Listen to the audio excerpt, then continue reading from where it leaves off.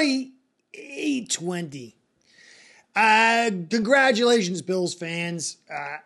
I said my podcast, it kind of wasn't going to be pretty. I thought it was going to be multiple touchdowns. But it wasn't just that. There was a host of great things that you guys did to earn this win. So I tip my hat to the Bills and the Bills franchise.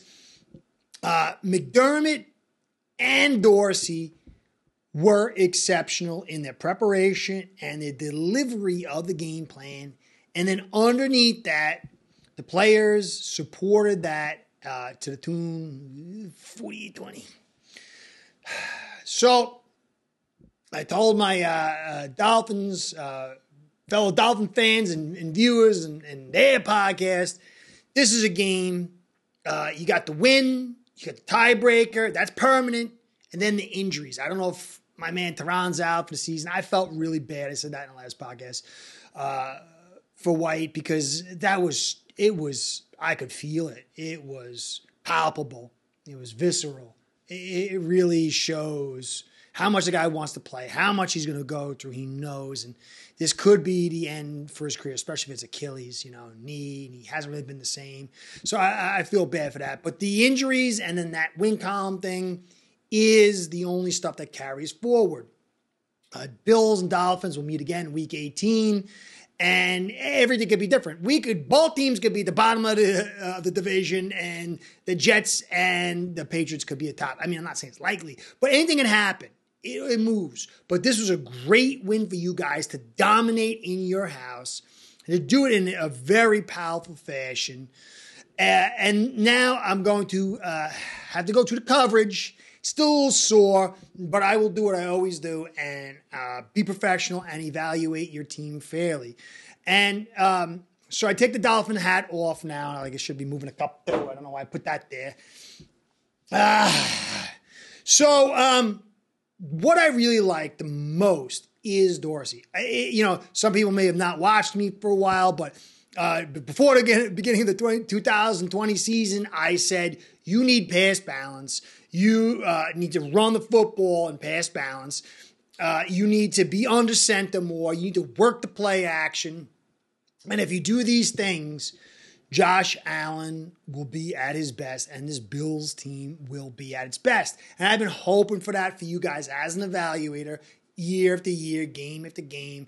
Didn't see it week one. Did a whole podcast breaking it down about the blitz rate and all this other stuff.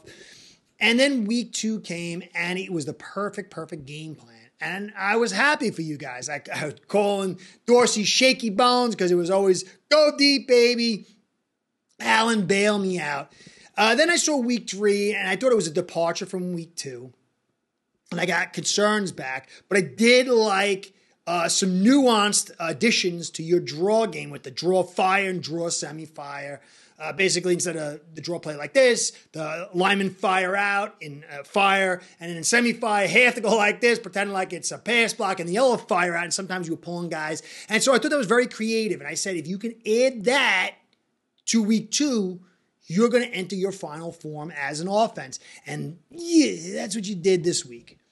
This was the offense. It's always going to change based on opponents and all this. But I saw so many things that give me hope for Dorsey. And while the run game, it was 29 for 104, it's not super duper stellar, it was the ability to stick with it and keep at it. Going on the center and under from shotgun really is what to set the table for everything. But all of this fostered your offensive line that played exceptional. They did well in their blocks. Dolphins front is not easy. Sometimes there were defeats. We didn't have Jalen Phillips. But because you had this balance in formation type, in play diversity, pass balance, it allowed this offensive line to settle in, to be able to attack, to then go and pass, keep the defense on its heels, and it set the table for everything. Allen, 21 for 25, 324 TDs. He was sacked twice. And he only needed to dial up a couple of super Allen plays.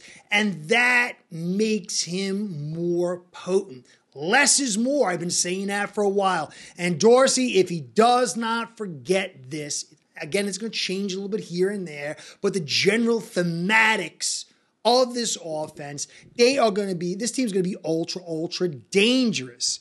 And, Murray, 4 for 32, big run, big guy, got to slam him in there. Me and my man over Tommy at Mafia Sports Report are saying, got to get this Murray and Harris guy some more carries. Harris, 6 for 29. Murray, 4 for 32. 12 for 29 for Cook, which is not super duper, but he had some pop plays in there. Allen, 4 for 17.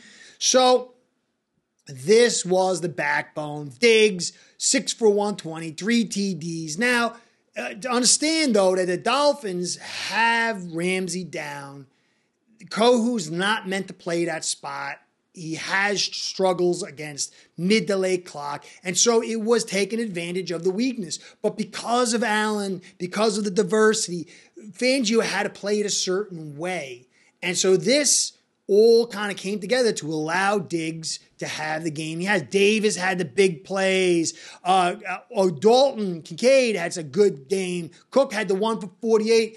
So it all kind of built around this. But if you look at your time of possession, it was, last time I checked, it was like 35 minutes on offense. So only 25 on a defense. And that time differential means the defense is sitting on a field and it helps them out a ton. Now it does suck. You got Benford got the bad shoulder. I saw some cramping with Jackson. And then obviously White is a big blow. But this will play out big for you going down. Now on a defense, you guys did all the stuff I thought. I did a whole film study on it, what I thought you were going to do and where I thought the flaws were. But what I really liked from McDermott, who I like a lot better as your defensive coordinator than Frazier, I have to say, I think he's just more aggressive and he brings a little diversity. Just that like flat zone stuff, playing over.